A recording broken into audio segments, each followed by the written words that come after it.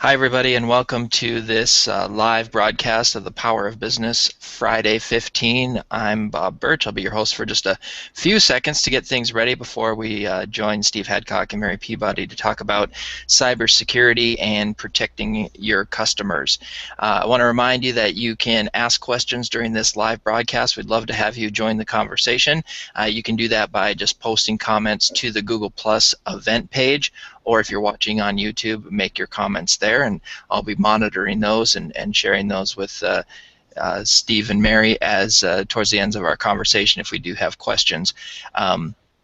Also, I want to remind you that this Friday 15 takes place the first Friday of each month, and as you can see on your screen, if you want to be alerted to those conversations, please go ahead and register now at powerofbusiness.net. That's powerofbusiness.net. All right, so it's time now for our conversation with Mary Peabody of the University of Vermont and Steve Hadcock of Cornell University talking about cybersecurity. Thanks, Bob. So, Mary, last month it was National Cybersecurity Month, and we kind of highlighted some things for business owners that they should be thinking about the importance of cybersecurity and why it's important for small businesses who are at risk with hackers. So what's the topic for this month? Hi, Steve. Hi, everybody. Yeah, so this month we're going to talk a little bit about cybersecurity again, but especially how and why to protect your customers if you're the business owner, particularly because we're entering the holiday season and a lot of folks are going to be hopefully doing some browsing and some shopping online. So we're going to talk about protecting that customer base. Okay, so, all right, so what is the why then, Mary?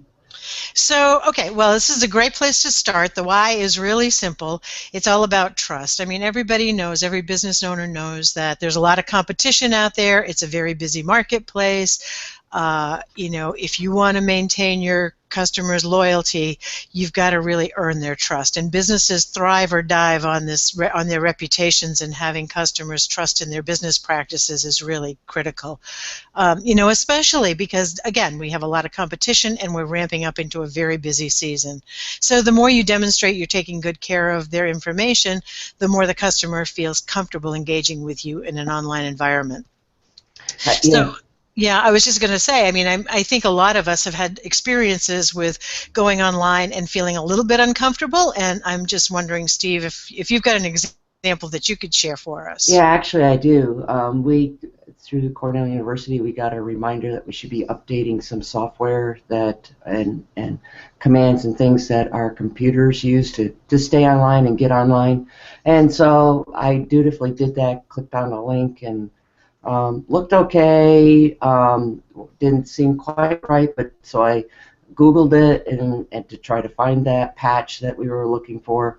Lo and behold, a website popped up to do that. Once that website, it looked legitimate, and wouldn't you know it, it actually was a malware site, and it downloaded malware onto the computer I was using and created frustration on my part and anger because I felt duped into having to do this, and then it took time to get it cleaned up. So, it made me wary a little bit about this company that is a very legitimate and big company, but on the other hand, there are quote-unquote copycats out there that are trying to use their good name to do bad things on the internet. Yeah, we're seeing very sophisticated efforts these days, and it can look very, very legitimate, so you really do have to be careful. But let me just say quickly that, particularly if your business involves collecting anything that we would call sensitive information from customers, then the importance of that communication and protection increases tremendously. It's one thing to have an online catalog or a newsletter that customers can subscribe to, and so maybe what they're giving you is simply an email address. But as soon as you start taking orders through your website or storing contact information or payment preferences or even addresses and phone numbers, then you really ramp up the obligation to keep that data secure. Absolutely. So building trust is important, to recap for a little bit. But so how can a business owner kind of enhance, or what things should they be thinking about to maintain their trust? Yeah, so basically there's 4 key strategies that across the industry, people have sort of agreed that it kind of builds trust and maintains a sense of comfort. And I'll just go through those 4 pretty quickly, and then we can get into the meat of things. But the first is, to have and to follow a privacy policy. So your company's website should have a privacy policy that tells customers what information are you collecting, where is it stored, and how are you going to, and how do you use that information. And keep that policy front and center so it's clearly visible to your customers. Now, some customers are going to ignore that completely. Some are going to find it annoying. Others are going to look for it and use that as a key determination of whether to do business with you. But either way, having it there sends an important message to your customers. So the second one is to know the data that you're collecting, and be aware that, if all the personal information you have about your customers, where you're storing it, how you're using it, and most importantly, who has access and how you're able to protect that. So especially you want to be conscious of who has access to it. Many businesses get pretty complacent around passwords and access. We talked about this last month. But really, if you've got sensitive client data, as few people as possible should have access to those databases. So the third one is to keep what you need and delete what you don't. And I think this is one that especially small businesses get hung up on, just because we're all very busy and time creeps away. But really, if it's while it's tempting to keep that information for future use because someday you might need it, it really does create sort of a dangerous opportunity for hackers. So purge databases on a regular basis, because the last thing you want to have to do is contact a former customer you haven't had any business with in 2 or 3 years and tell them that you maybe accidentally leaked out some of their credit information. So that's not the way you win back a customer. So, and then the last one is to protect the information that they give you. Excuse me, if you're holding on to information about your customers, you need to keep it secure. Again, just restrict access to those who really need to have it, and train your employees, as we mentioned last month, on good security practices, and maintain your networks and your machines so that outsiders are not able to get in. Those sound pretty straightforward, Mary. So how would you implement them to make practices? What specifically does the business owner need to be thinking about and doing? Yeah, so down to the nuts and bolts. The good news is that for people who tuned in last month, or for people who have read anything about cybersecurity, this is all going to sound a little bit familiar, because it's basically the same practices that you use to protect your personal computer.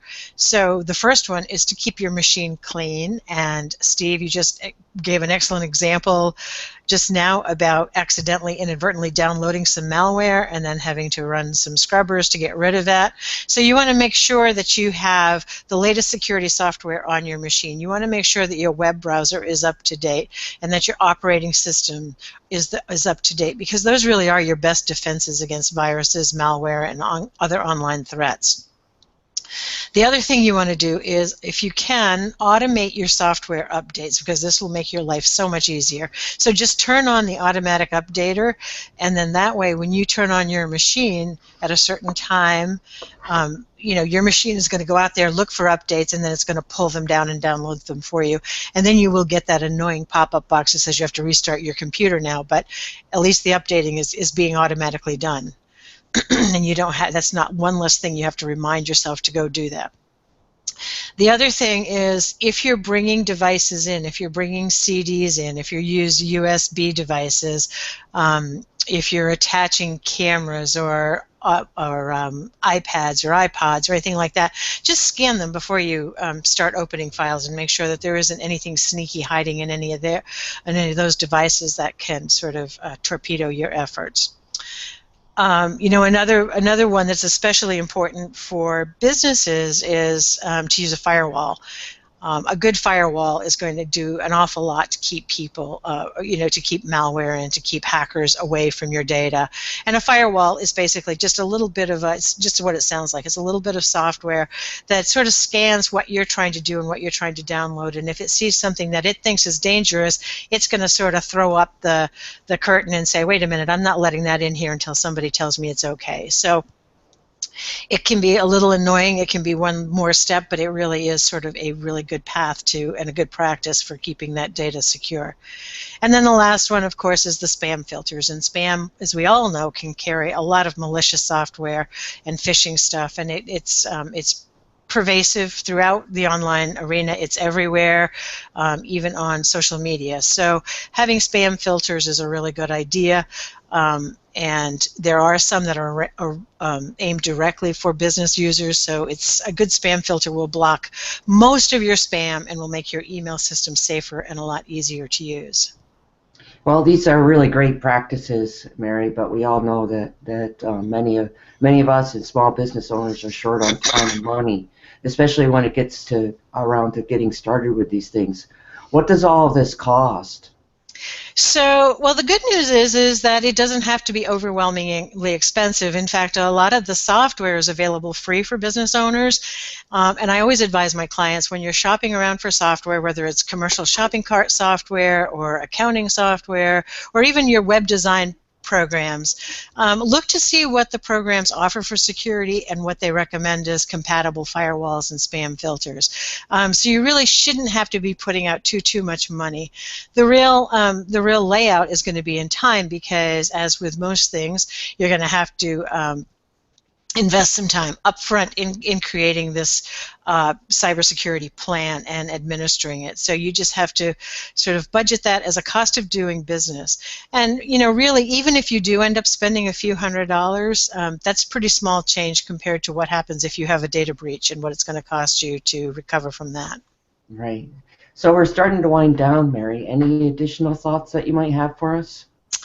Well, I really want to, first of all, thank the National Cybersecurity Alliance, which is a group that we're part of, where a lot of this information that we've been sharing both last month and this month comes directly from. It's a great organization, and we gave you some links last month, and we have a little bit. We do have a little bit of a giveaway for people today who are going to be viewing this either live or via the recording. Since we started talking about the importance of trust, and since it's officially now the holiday season, we thought we'd share a fact sheet with some tips for your customers on how to keep their online holiday shopping safe. I'll put the link in the chat box, and then you're welcome to download it.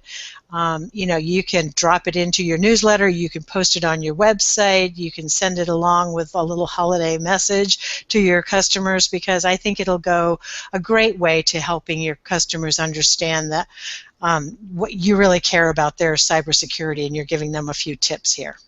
Absolutely, and we are getting into one of the most busy times of the year for e-commerce. So as a business owner, need to be doing what you can to protect your own site, but then as you're maybe doing some shopping and doing some things online, need to be mindful of being careful and protecting yourself as well. Yeah, absolutely. And this has some great tips. And again, it's not rocket science. It's common sense. A lot of it is very familiar from what we shared last month and this month for business owners. But especially since you've got families, and especially if you have teenagers who are doing a lot of stuff on the family computer, and then mom or dad sits down to do some shopping, they may not be as aware always about the steps that they should be going through before they actually connect. So it's your tip, and I hope you get a lot of use out of it. Absolutely. Bob, do we have any questions? Yeah, we just have one comment that I'll share with you guys. That Steve Judd shared his recommendations. Use a good credit card processor or PayPal. Mm-hmm. Use HTTPS for your site. Use good shopping cart technology. The cost is small compared to the cost to reputation and business if implemented improperly. Excellent tips, Yeah. all. Yep. Great tips, and thank you, Steve, for those tips as we go along.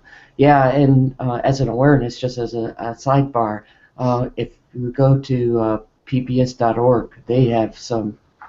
I think they were Frontline or maybe Novus stories on cybersecurity and hackers, and really will really motivate you to really be thinking about protecting yourself, protecting your business, and so on in the future, and explain some of the things that especially Steve just shared with us. there through that. Absolutely. This is definitely an area where an ounce of prevention really pays off. Indeed.